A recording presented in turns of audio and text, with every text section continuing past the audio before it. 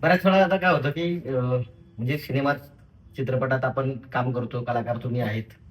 इतर ह्याच्यामध्ये पण म्हणजे आता मोबाईलमुळे, रील्स स्टारमुळे किंवा इतर गोष्टीमुळे किंवा सोशल मीडियामुळे सगळे ॲक्टर झाले. म्हणजे राजकारणातली ॲक्टिंग आपल्याला इलेक्शनच्या काळात पाहायला मिळाली. भाषणातली ॲक्टिंग असते. एकमेकांचे डायलॉगबाजी चित्रपटात जेवढी होत नाही, तेवढी होती. पण प्रत्यक्षात कामं तेवढी होत नाहीत. किंवा नंतर गडबड होते आता 5 वर्षांनी बघू नंतर काहीतरी.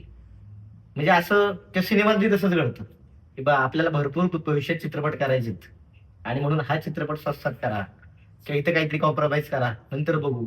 अशी बरीच मंडळी आपल्याकडे आहेत. त्यामुळे एक चांगल्या चित्रपटसृष्टीचा दादासाहेब फाळकेंनी एवढं मोठं काम केलंय, मोठा व्यवसाय दिलाय. पण काही लोकं त्याला कुठेतरी बट्टा लावायचं काम करतात. तर त्यापासून नक्की सावध राहिलं पाहिजे का? किंवा मुलांनी, मुलींनी? मराठी चित्रपटसृष्टीची स्थापना किंवा चित्रपटसृष्टीची स्थापना दादासाहेब फाळकेंनी केली. त्या माणसाला हॅट्स ऑफ आहे. आज ते हे पाहिल्यावर त्यांना लाज वाटत असेल, की का मी हा उद्योग करून ठेवला. एवढा दर्जा आपल्याकडे पडलाय. जेन्युइनली काही चांगले आहेत.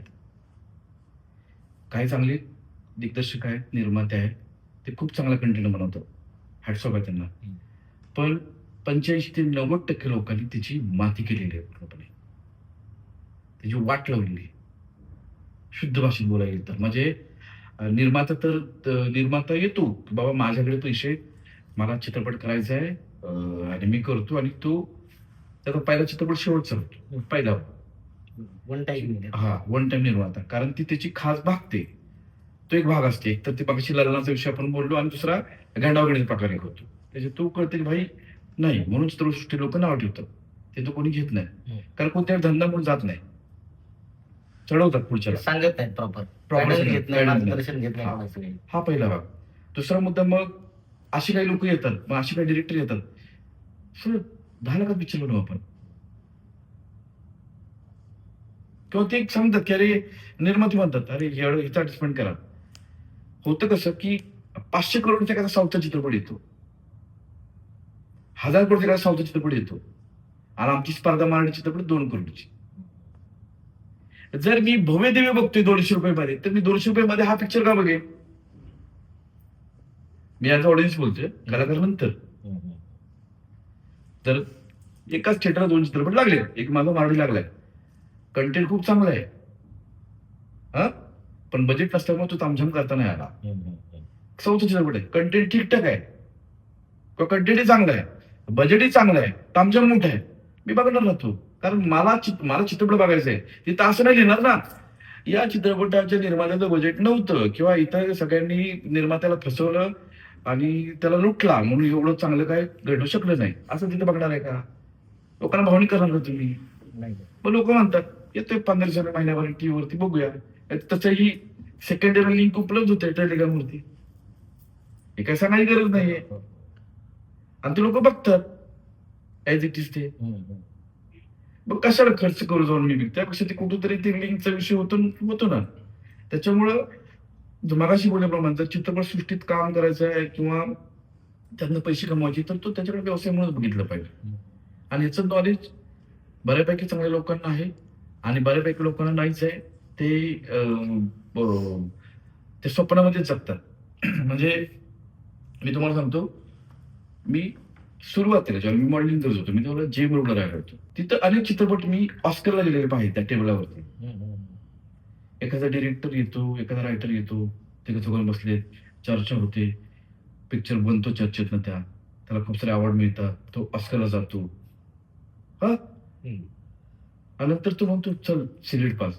तो ऑस्करचा धुरळा तिथंच खाली येतो परत. बरोबर. पण त्या सिगारेटसोबत मग त्याला काहीतरी खायचं असतं, मग तो क्रीम रोल खातो. मग त्याला चहाही पाहिजे असतो, डबल.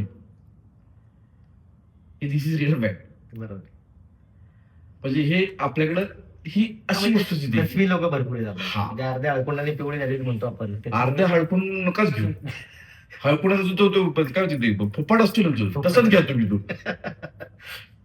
तुम्हाला मी पाहतोय म्हणजे तुमचं काम दिसतं किंवा काय, तर तुम्हाला एक चीड आहे. म्हणजे खोट्या खोट्या गोष्टीवर तुम्हाला आवडत नाही. तुमचा खरेपणा आहे. पण तुम्ही हे सगळं मोडण्यासाठी किंवा हे थांबलं पाहिजे, ह्याच्यासाठी तुम्ही सकारात्मक किंवा काय काम, कशी वाटचाल चालली तुमची सध्याची वाटचाल?